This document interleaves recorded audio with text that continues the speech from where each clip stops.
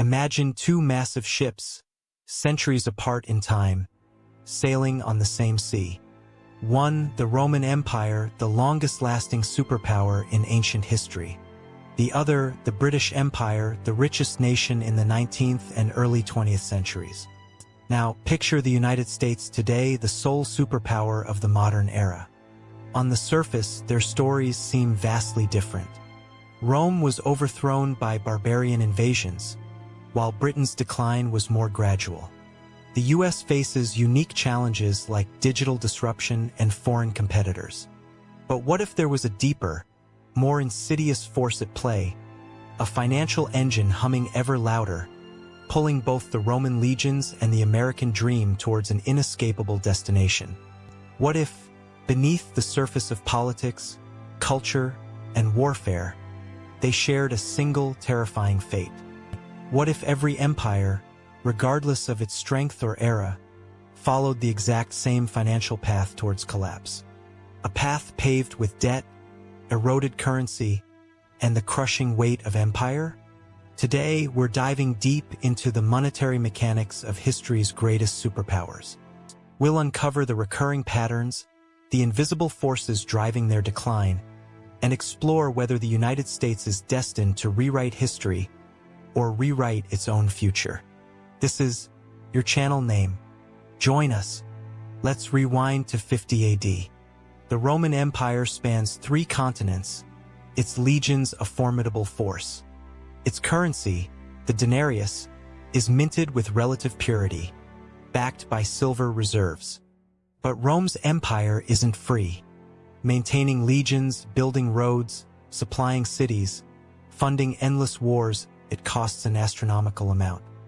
Tax revenues grow, but not fast enough to match the demands of the vast empire. Enter the core mechanism, debasement. Rome gradually reduces the silver content of its coins.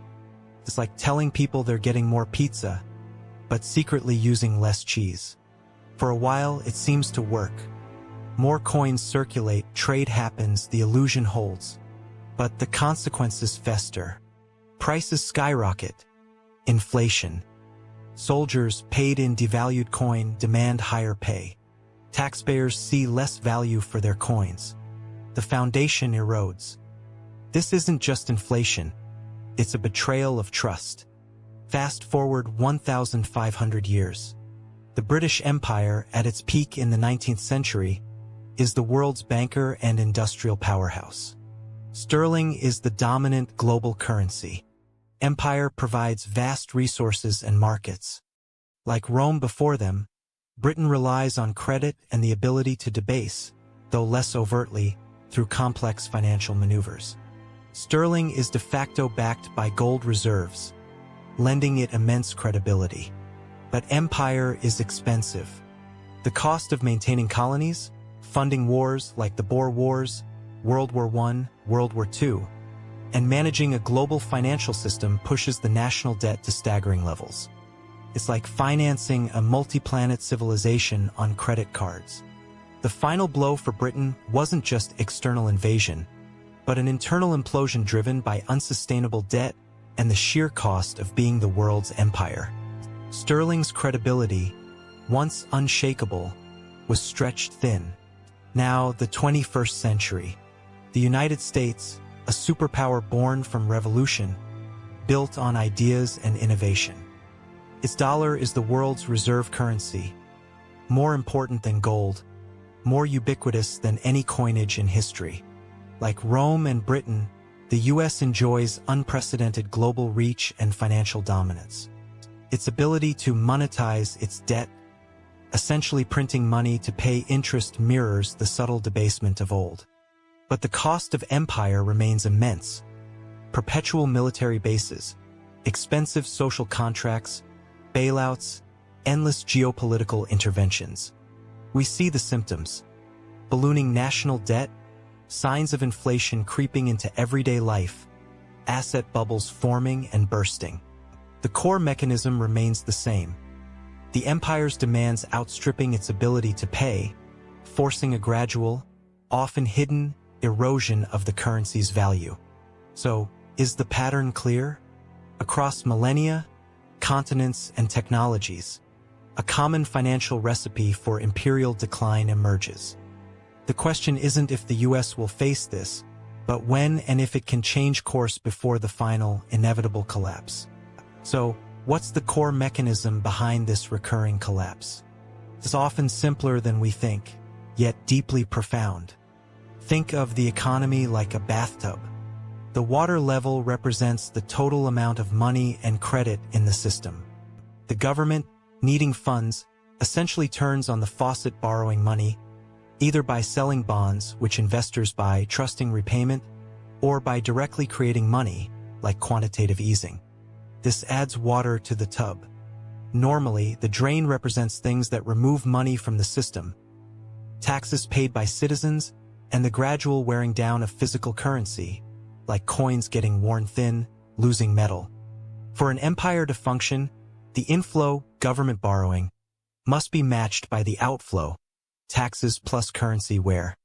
But the empire itself consumes resources, goods, and services. It's like having a massive, constantly running tap inside the bathtub.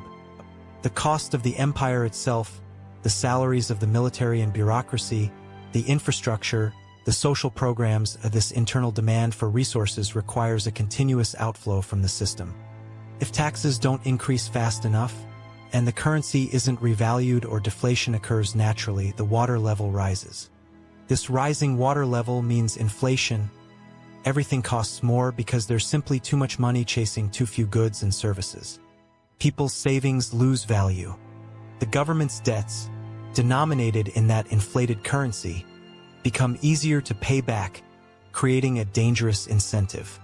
Eventually, the system sends a signal, either physically, through debasement, making coins thinner or with less precious metal, or abstractly, through inflation. It's telling everyone that the promises made with that money are worth less and less. This is the erosion of value. This is the crucial point. The empire demands resources, but its ability to collect those resources, via taxes, or justify its existence, via economic output, falters.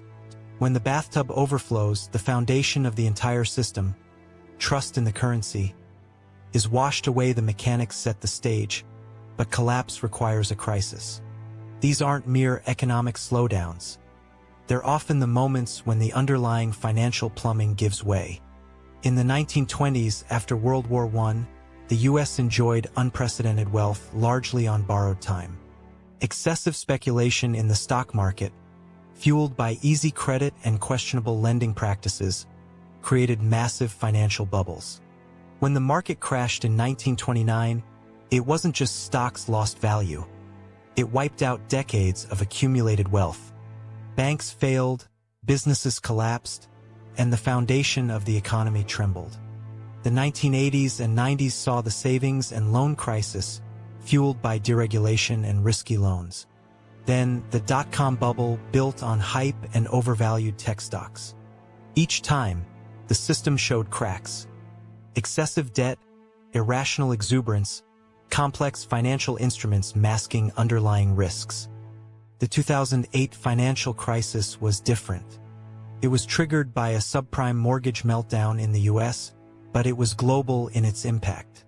Collapsing Lehman Brothers sent shockwaves through the entire financial system. Credit froze.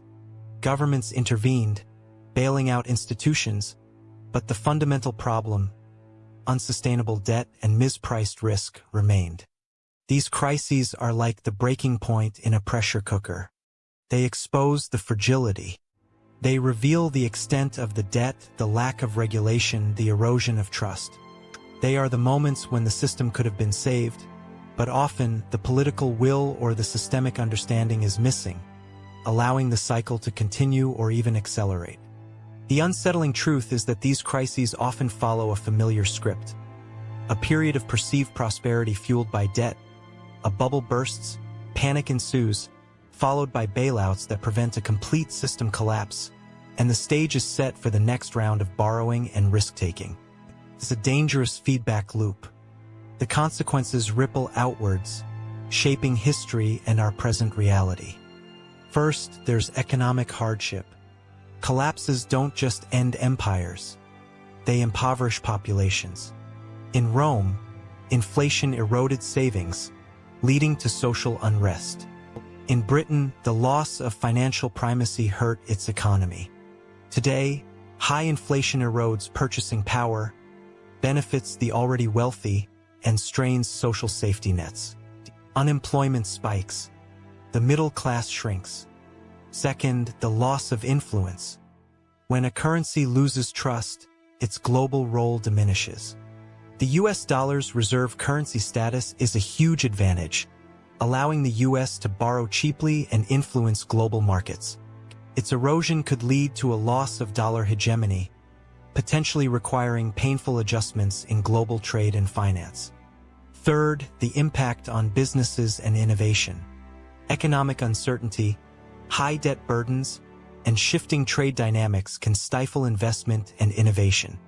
Global supply chains, built on decades of stability, can be disrupted. The US, once a beacon of innovation, might see its competitive edge eroded if the financial system becomes unstable. Finally, there's the political and social fallout. Economic crises often fuel political instability, populism, and social division. Governments may face challenges in maintaining order or implementing unpopular reforms. The social contract, the implicit agreement between citizens and their state, can be severely tested. The consequences aren't just economic. They are existential. They reshape societies, alter global power dynamics, and force difficult questions about the future direction of the nation and its place in the world. What can be done? How can this cycle be broken?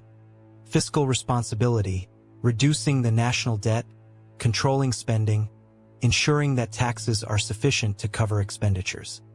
But this is politically challenging, especially when the costs of not doing so are less visible in the short term. Promoting policies that foster broad-based prosperity and reduce inequality might make economies more resilient. Ensuring that economic growth benefits all citizens, not just the wealthy, could strengthen the social fabric and potentially slow the erosion of the currency's value.